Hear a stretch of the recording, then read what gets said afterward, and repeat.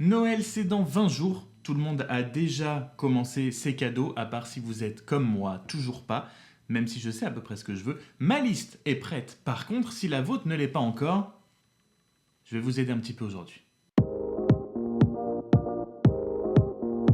Salut tout le monde, c'est Franck et à 20 jours de Noël, bienvenue dans une nouvelle vidéo. Celle du Black Friday semble vous avoir beaucoup aidé, beaucoup plu. C'est donc pour ça aujourd'hui qu'on va faire la liste des 5 choses, les 5 cadeaux high-tech que vous pourriez mettre sur votre liste si vous êtes un petit peu à court d'idées, soit à demander à Noël, soit à offrir à Noël. Les 5 produits que je vais vous présenter aujourd'hui ne sont que des produits que j'ai pas envie de vous parler de choses que je n'ai pas ou que j'aimerais avoir puisque je peux pas vous en parler concrètement si c'est bien ou pas. Donc ce que je vais vous présenter aujourd'hui ne sont que des choses que je possède et que j'ai utilisées. Et on va commencer avec le premier, celui qui je pense vous est venu à l'esprit et qui vient à l'esprit de tout le monde en 2019 quand on parle de tech. Je parle bien sûr du Google Home Mini. Le Google Home Mini, ça fait maintenant presque un an que je l'ai, puisque je l'ai eu pour mon anniversaire en mars dernier. Vous savez que je suis pas très Android, tout ça, mais le Google Home Mini, c'est un peu un des premiers pas faciles dans la maison connectée, dans l'assistanat vocal. C'est un peu, voilà, le truc facile à avoir qui coûte pas très cher, mais qui est quand même très utile. Je m'en sers quasiment tous les jours, et pas seulement pour allumer et éteindre mes lumières, je m'en sers évidemment pour demander la musique que j'ai envie de jouer n'importe quand. Je m'en sers pour lui demander si je vais à tel endroit, comment je fais pour y aller en transport en commun. Je m'en sers pour lui demander la météo qu'il va faire dans la journée, savoir comment je m'habille ou le lendemain. Enfin bref, voilà, c'est des questions basiques, mais le fait de pouvoir juste le faire assis dans son canapé sans avoir à aller chercher son téléphone ou son ordinateur ou je ne sais quoi, le fait d'avoir un Google Home chez soi, eh ben, c'est quand même hyper pratique. Je prévois d'en acheter d'autres pour mettre dans ma chambre, pour mettre dans la salle de bain, voilà, quand j'aurai changé d'appartement et que vraiment j'aurai quelque chose où j'ai plusieurs pièces et où j'ai besoin d'avoir plusieurs Google Home, je pense que chacune des pièces principales et vraiment où je vais très souvent sera équipée d'un Google Home. C'est pas super cher, c'est super pratique, enfin bref, c'est vraiment the objet tech que je recommanderais à tout le monde à faire ou à prendre en cadeau en 2019. On a parlé de maison et de lumière connectée et donc évidemment, comment ne pas parler des Philips Hue, les ampoules connectées, donc soit comme celle-là en mode ampoule normale avec un culot à visser dans une lampe, soit comme j'ai derrière juste ici, c'est des lampes à poser, ça s'appelle des Philips Hue Bloom.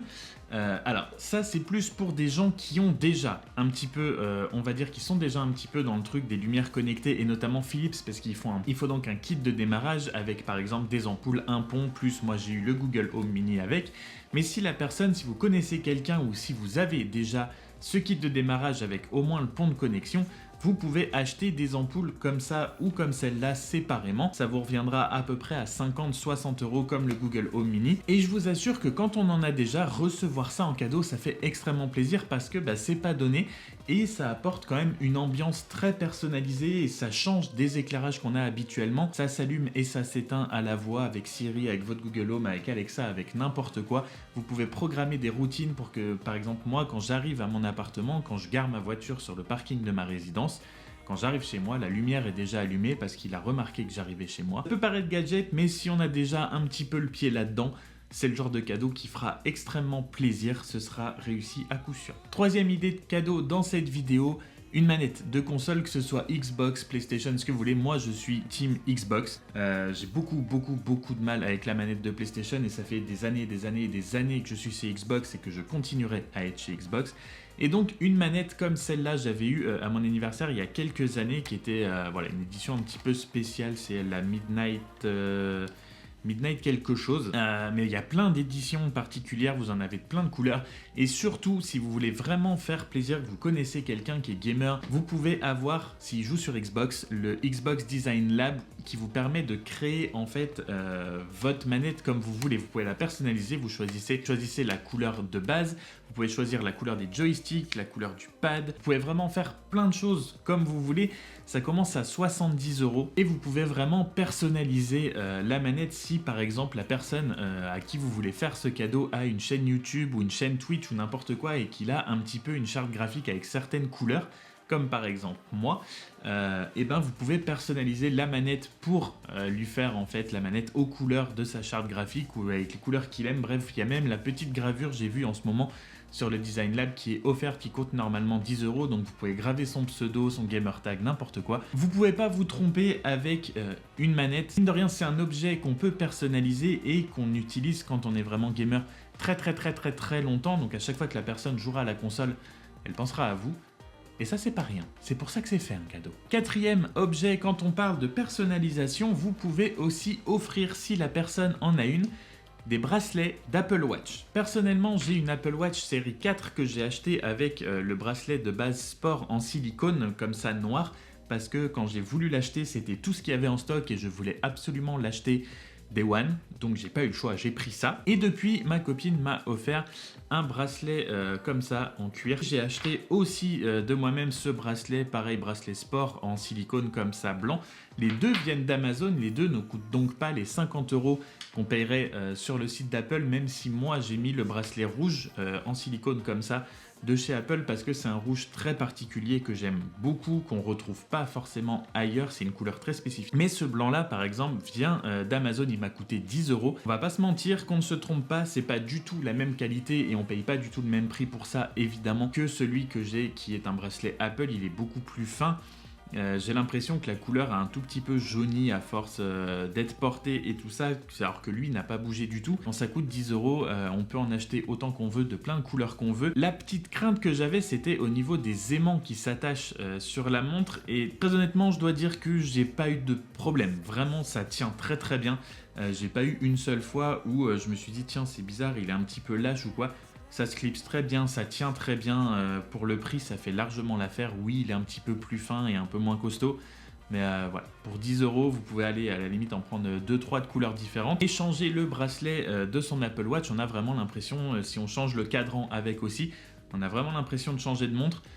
C'est pas forcément une idée qui vient tout de suite comme ça, mais je vous assure que ça marche aussi. Et enfin, cinquième et avant-dernier produit, puisqu'il y en aura au final un petit bonus.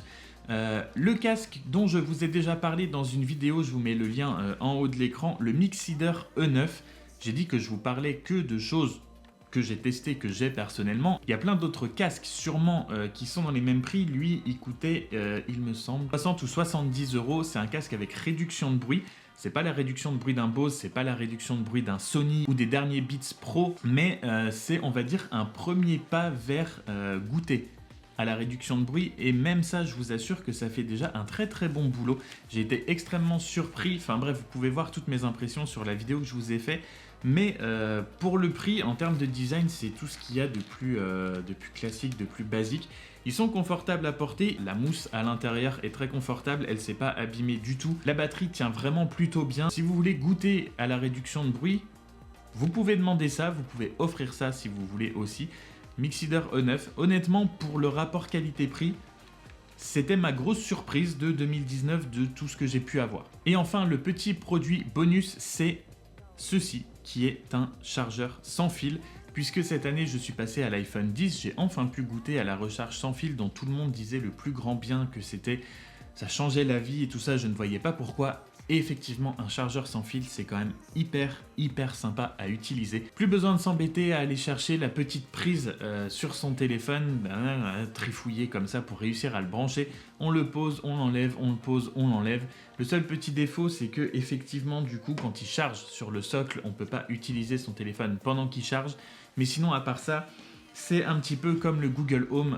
Je pense que plus ça ira et plus j'aurai des chargeurs sans fil un petit peu partout dans le salon, dans la chambre, dans le bureau, quand j'aurai un bureau. Mais voilà, comme le Google Home, ça se retrouvera un petit peu partout. On arrive, on s'assoit, on pose son téléphone dessus, ça charge. C'est un petit peu plus lent qu'un chargeur avec fil, mais c'est beaucoup plus pratique et c'est vachement plus agréable à utiliser plutôt que de brancher, débrancher, brancher, débrancher. Celui-là, c'est un de la marque OK, vous en trouvez des tonnes sur Amazon, mais j'en suis très content. Il coûte 15 €, je crois. J'ai choisi celui-là parce qu'il est très sobre. Il y en a beaucoup qui sont avec des petites lumières un petit peu vert fluo, bleu fluo, tout ça. Je voulais quelque chose de très sobre qui se fond facilement dans la déco, dans le salon, qui soit pas forcément super visible. De toute façon, je vous mets tous les liens en description de ce que je vous montre là dans la vidéo pour que vous puissiez aller voir très rapidement si vous avez envie. Voilà, ce sera tout pour moi pour aujourd'hui, du coup, pour ces 6 idées cadeaux high-tech à faire pour Noël 2019. J'espère que ça vous aura aidé, que ça vous aura donné des idées. Moi, sur ce, je vais aller voir si je peux pas compléter un petit peu ma liste avant Noël, il reste encore un petit peu de temps devant moi. N'hésite pas à t'abonner avant de partir, et sur ce, je vous souhaite une très bonne journée, et je vous dis à très bientôt dans une prochaine vidéo. Salut!